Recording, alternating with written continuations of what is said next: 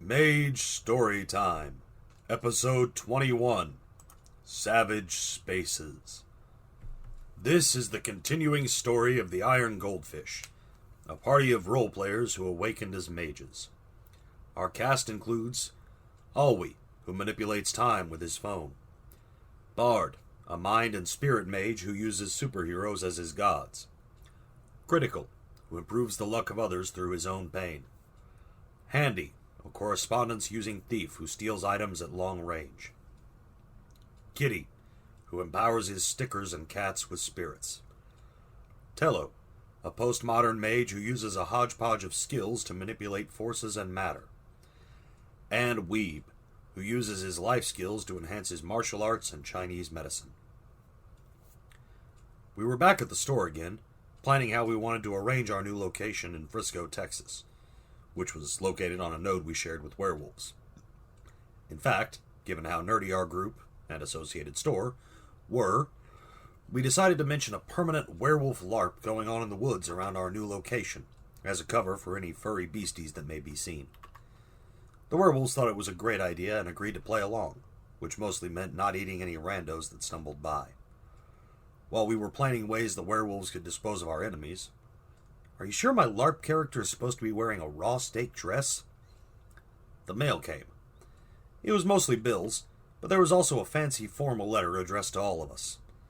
The letter was from Captain John Luke of the USS Endeavor, our void engineer friend that we had rescued a while back.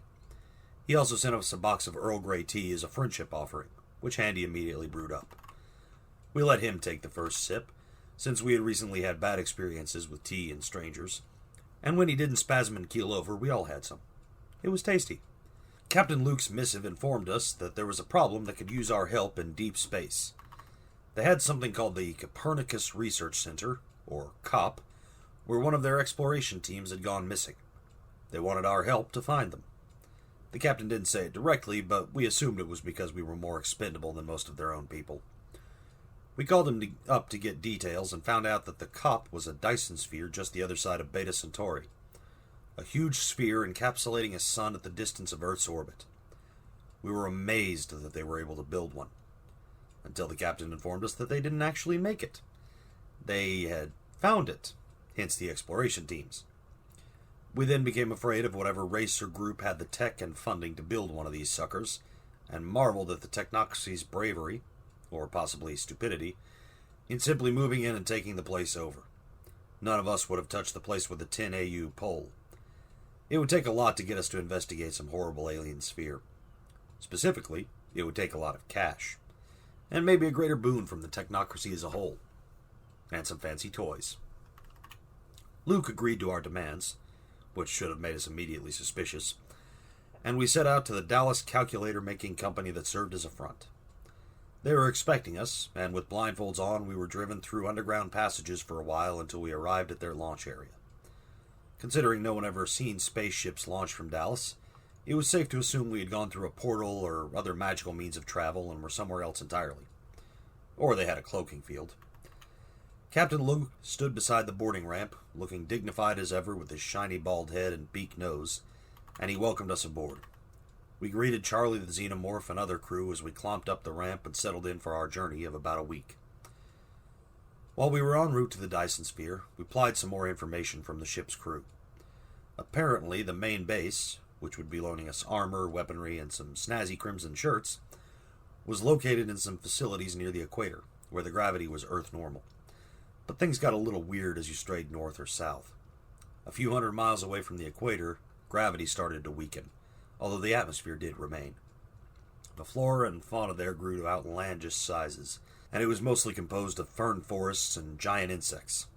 On the plus side, the technocrats hadn't found any sentient inhabitants, but most of us weren't happy about the giant bugs idea. It was in one of these areas that the exploratory team had gone missing. During our waiting time, we also refamiliarized ourselves with the plasma weapons we had used before, courtesy of the ship's armory. Handy tried once more to use one of the fancy weapons, but of course it malfunctioned and exploded after he ran away. Mr. Info, the science officer, standing in front of a wall filled with pistols and weaponry, reluctantly informed Handy that there were no more spare weapons for him to train with. He was still allowed to practice on the range with his bow and arrow, however, until we tried to tie a plasma grenade to one of his arrows. When he fired it, the extra weight caused it to drop to the ground almost at his feet, and we all narrowly avoided another explosive end. After that, we were all permanently banned from the range, and the rest of the party reinstated the embargo on Handy using any sort of technological weaponry. When the ship arrived at the Dyson Sphere, we all moved to the bridge to watch the entry. A huge portal opened up in the side of the screen-filling sphere, and we flew into an airlock the size of a city. When we got to the interior, we saw a number of hanging, or standing, depending on your spatial orientation, platforms with rooms or complexes attached. It was in one of these that the research team dwelt, and they gave us much information and background on the sphere and its environs as they could. Then we were given armor and guns, no spacesuits because there was oxygen inside the sphere, and were hurried onto a transport flyer that would take us to the last known location of the 5-person exploratory team that had been lost. Weeb did take the time, however, to scan the advanced metals of the building with his matter magic, seeking a formula for something as futuristic as ceramite, or at least something close. He intended to make some armor to strengthen his Astartes foo. The Endeavor and its crew did not accompany us to the Fern Forest, but they did move the ship into a different orbit so they could remain in contact and maybe launch a rescue party if needed, although it might take a few hours to get to us, so we didn't have high expectations. When we landed, Weeb informed us that, since we had been tracking things so frequently of late, he had a plan. He used his life and matter magics to shapeshift, growing larger, wider, and more hirsute as he went, until he stood before us as a dog the size of a grizzly bear. A bear dog. Bard had to fight the urge to give his friend ear scritches. It would have been a little weird. Weeb put his large, cold nose to the ground and began sniffing. He found an unfamiliar but human scent and began to bark and jump and otherwise try to signal us. Then Bard reminded him that they both had mind magic and could just communicate telepathically, at least with large impressions, so Weeb calmed down a bit. We began heading north, the bear dog leading the way. We walked for probably half an hour before Weeb scented something and we stopped. Handy saw it first, a strange, whitish-gray floating thing. It had a long, torpedo-shaped body and tentacles drooping down to the ground, where they trailed in the dirt. It was somewhere between a squid and a jellyfish, except floating through the air and coming towards us with some sort of intent. We weren't sure if it was hostile or friendly intent, but it was definitely moving with intent. When Critical brandished his weapon and shouted, "Friend or foe?"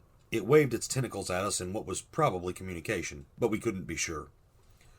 Weeb tried to contact it directly with his mind, but all he saw was visions of stars and vast cosmic spaces, and he ended up with a headache. So he tried to bite it, but the thing floated nimbly out of the way and made what was probably a rude gesture at him. Over the next few seconds, we made several more attempts at communication, not wanting to accidentally cause an interstellar incident, until Bard finally made contact with his mental magic. Among the visions of stars and vast interstellar distances, he got a message that more or less translated to, "Kill all sentience," in horrible alien screeching, and he relayed the message to open fire to the party. We did, and the horrible squid thing was blasted into whitish-gray chunky salsa. Weeb, the bear dog, licked a bit, and then started to gag. We decided we needed to move faster if there were horrible intelligent space squids bent on our destruction lurking about. With that in mind, Kitty stuck a sticker depicting an animated cat-bus hybrid onto Weeb, causing him to grow and elongate, and develop window-looking patches of fur on his sides, until he was a gigantic dog-bear bus.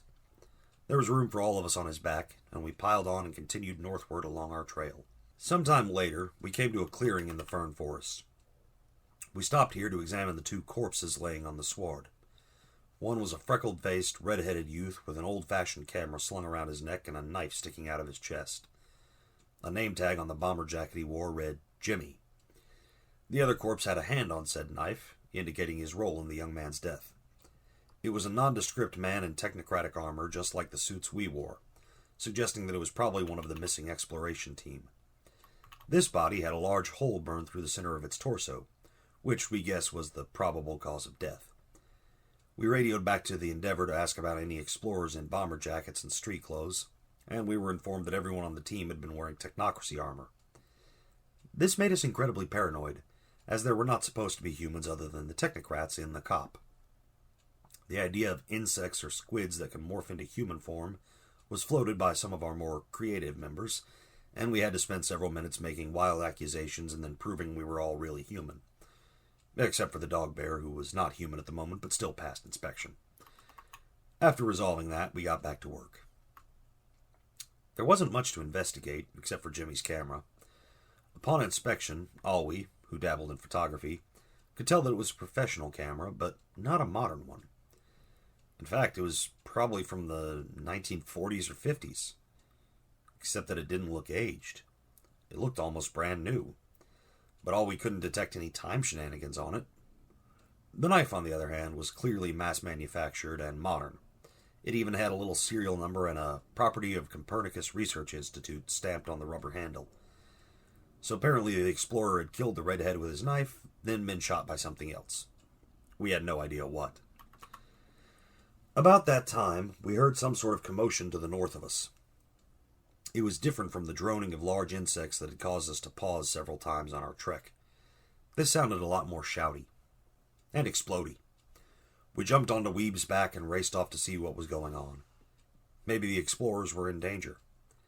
As we got closer, we could hear the distinctive whine of plasma weapons firing, and as we crested a ridge into a valley, we saw 2 men in bomber jackets hiding behind rocks, trading blasts with 5 of the squid things. One guy was tall, heavily muscled, bronzed-skinned, and had a widow's peak you could set your watch to. His friend was equally muscled, albeit much shorter and squatter. He had vaguely Cro-Magnon features, and his knuckles almost touched the ground when he stood. Both were giving a good showing of themselves, and we saw one of the squids deflated by their fire. We decided that, even if they might be our enemies, we liked the humans better than the angry space squid. Hooray for speciesism! Our dog-bear bus pointed himself at the centermost squid, lowered his head, and we charged at full furry speed, guns blazing as we barreled into the foe. Between the element of surprise, our superior numbers, and a sally from the men behind the rocks, the battle was over in seconds and the ground was covered with deflated squid corpses that quickly started to melt. The only problem we had was when we bit down too hard on one of the squid and started tripping. It was not a fun trip, and he was paralyzed with visions of huge, incomprehensible, malevolent squid things roaming through the far vastness of space and time. Fortunately, we still had plenty of guns, so none of the squid got close enough to hurt Weeb while he was out of it. When the battle was done, the 2 men started walking over to us. The larger man introduced himself with a friendly, paternal smile as Doc Eon and his friend Monk. Bard recognized the name and squealed in fanboyish delight. They ignored that and asked if we had seen a dapper man or a redhead, both of whom would be wearing bomber jackets similar to theirs. We told him about the corpse, and the 2 men lowered their heads and had a moment of silence for their fallen intern. "He was a good little guy, Jimmy. Seemed to think of me as some sort of Superman. He'll be missed. But you haven't seen our man, Ham? You'd know him by his clothes. We got in a spot of trouble with some of these fiends back towards our craft, and he was taken by them." We informed them that, unfortunately, we had not. We had a lot of questions about how they had gotten here, but all Doc would say was, "By rocket, of course," and didn't seem keen to offer further details. They hadn't encountered anyone but the squid creatures so far. While this conversation was going on, Bard put in a surreptitious call to the USS Endeavour and Captain John Luke. He informed him about the corpses we had found and the presence of Doc Eon. That caused the captain to explode. "Eon? How did that bastard get there? He's supposed to be dead. Stay away from him. He's one of the worst reality deviants and a traitor of the First Order. He should be shot on sight." There were more comments, but most of them were unrepeatable, and Bard quickly closed the contact. The yelling had attracted attention, and Doc smiled beatifically as he listened. When the call was finished, Doc helpfully explained that he had been instrumental in separating the Society of Ether, of which he was a member, from the technocracy a little while ago. Some of us hadn't even known that the Etherites were once part of the technocracy, so that "little while" comment didn't make much sense. Plus, the man looked like he was in his mid-30s, not an octogenarian. But weirder things could happen with mages around. When we pressed, Doc made an offhand comment about being a man of my time. Any time. Sometimes my adventures lead me somewhat far afield, you could say. So, time magic shenaniganery. Doc seemed like a nice guy, and he radiated a sort of charisma that made him instantly believable. Bard, who taught classes on metacognition, found this suspicious and instantly made his scans of Doc for nefarious intent, but the man appeared to be a true paragon of virtue and wholesomeness. In fact, Eon insisted that not only had he not run into any of the explorers we were tracking, but he and his acolytes made a practice not to kill anyone unless they absolutely had to. Space squid didn't get the same consideration, but for humans they used specially coated darts that rendered their foes instantly unconscious, after which they usually rehabilitated them in a special facility, taught them new skills and trades, and made them productive members of society. We were impressed, and Aoi asked if they had any spare darts or formula that we could use, since we were technically supposed to be good guys. Doc said he would give us a handful as soon as we got back to his ship. Taking a few moments to study the ground and tracks the dragging tentacles had made, Doc soon determined that we should head west. Weeb the bear dogs did some sniffing to check that this was correct, but the pulp adventurer didn't seem to be steering us wrong, so we followed along cautiously. The adventurer didn't seem to notice us keeping to the rear, or if he did, he didn't care. Along the way, we mentioned our quest for the missing technocrats, and Doc casually mentioned the 4 armored corpses he had found, most likely drained of life by the squid creatures, as they had seen the last technocrat having his essence absorbed. He didn't seem too concerned by the loss of life, but at least that was that part of our mission completed. As we traveled, we kept stopping occasionally for Weeb to sniff or for Doc Eon to examine something that none of the rest of us could see, but there weren't many twists or turns in our paths. A few times we were beset by large dragonflies the size of mastiffs, and once by a swarm of cat-sized bees, but we destroyed them with little difficulty. Apparently, the weird gravity allowed for more oxygen, which caused the insects to grow more massive. That also meant more oxygen for our favorite tactic, explosives. We had a lot of fun blasting the bugs, but after a while Doc and Monk insisted that we keep going, and we reluctantly agreed. It took us a few hours, moving slowly and cautiously to avoid the bugs and potential squid. For some stretches we all rode on Weeb's back, but at other times Doc needed to be close to the ground so he could track the alien spore. Finally, we came to the top of a hill that overlooked a small dell. In a clearing just in view floated a host of the squid creatures. Some were clearly guarding the perimeter, while others stood sentinel in front of a set of bars covering the entrance to a small cave. Monk recognized the figure languishing behind the bars as their friend Ham. The most interesting thing, however, was a group of squids floating near a bunch of metal tables, with all sorts of electric gizmos and doodads on them. None of us could make head or tail of what they were assembling with their tentacles, but Doc let out a low whistling sound, whipped out a telescoping spyglass, and focused intently. "Great Scott!" he breathed. "They're building some sort of bomb. It seems to be combining material laden with spirit essence and... Is that uranium? Is it some sort of magical atomic device?" We helpfully informed him about the Nefandi's recent attempts to nuke the underworld and the damage it had caused. These vicious floating creatures must be working with those dastardly Nefandi. No doubt it's some sort of attempt to destroy the world. Or maybe eat it. You can never tell with Star Squid. We took his word on that. We weren't sure how to make our attack to best utilize the element of surprise.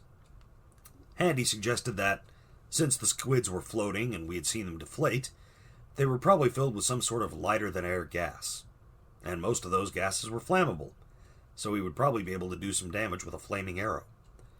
Doc confirmed his theory, as he'd seen the creature in all sorts of environments, and had even done some dissections of the corpses before they could dissolve. This plan was vetoed, however, on the grounds that such an attack would only get one of them, since he couldn't shoot all 12 of the squid at once. Then Aoi asked why not. He could create a time bubble, and Handy could fire off 12 shots before the bubble was released. We all paused and considered this, but couldn't find any problems with the idea.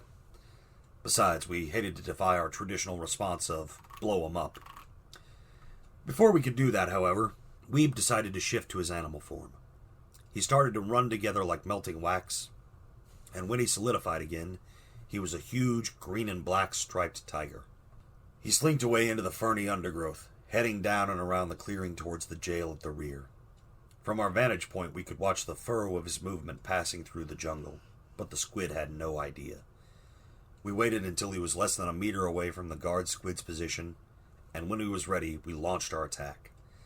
One time spell and a few well-aimed shots later, our one-man volley filled the air with flaming arrows. Most of them struck home in the squid's abdomens, and over half of them simply exploded on contact. As the star squids reeled from the sudden attack, we pounced on one of the trio standing guard over the prisoner. Which group, being furthest from our position, had taken the least damage from the arrows. With his tigery strength, and more importantly teeth and claws, he made quick work of the trio and turned to deal with the cage bars. They weren't very strongly made, so he broke through them, urged Ham onto his back, and proceeded to carry him back through the undergrowth to the rest of the party. As for the rest of the party, we followed Handy's impressive volley with a mass charge, firing and screaming as we ran down the hill into the clearing.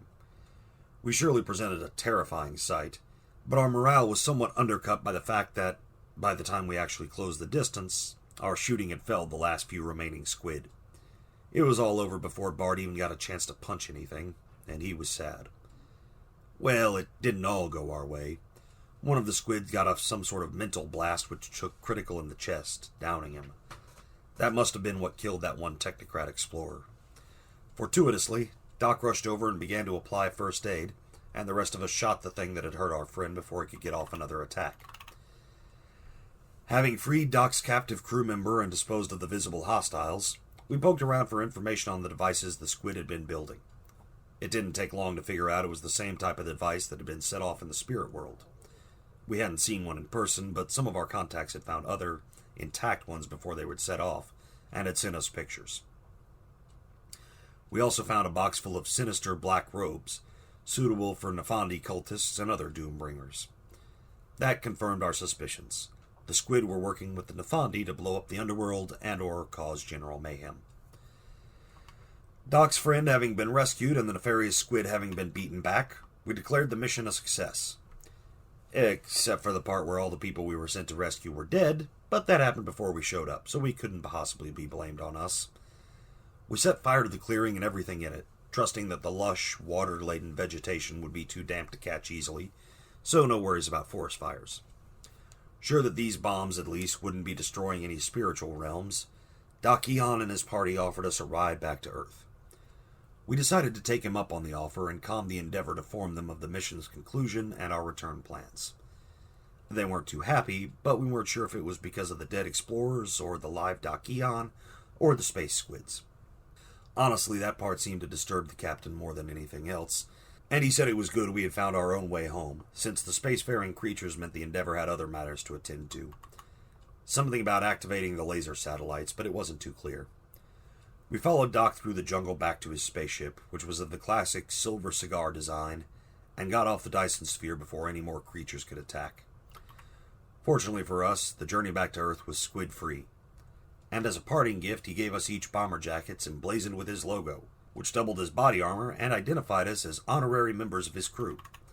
Bard started to hyperventilate and had to breathe into a paper bag, and we left Doc and his crew before Bard could really embarrass himself.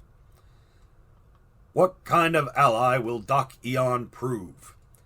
What nefarious activities are the Nefandi planning? And how do the squid fit in? Find out in the next Mage Storytime.